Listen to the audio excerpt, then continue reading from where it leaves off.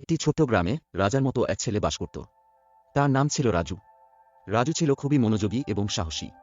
তার সবচেয়ে ভালো বন্ধু ছিল মিঠু, একটি ছোট সাদা কুকুর। রাজু এবং মিঠু প্রতিদিন একসাথে খেলতে খুব ভালোবাসত। তারা দৌড়ঝাঁপ, বল খেলা এবং পাহাড়ে হাঁটতে যেত। একদিন রাজু মিঠুর সাথে খেলার সময় একটি পুরনো চিপসানো কাগজের টুকরো পেল। সেটা ছিল একটি গুপ্ত মানচিত্র। মানচিত্রে লেখা ছিল, যে কেউ এই পথ অনুসরণ করবে সে সোনালী রত্ন পাবে। রাজু ভাবল, এটা নিশ্চয়ই একটা রহস্য, আমি খুঁজে দেখব। রাজু এবং মিঠু তাদের সাহসিকতার যাত্রা শুরু করল।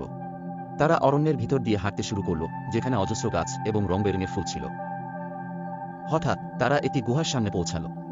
গুহাটি অন্ধকার, কিন্তু রূপালী আলো কিছুটা দূরে জ্বলছিল। রাজু বলল, এটা আমাদের গন্তব্য।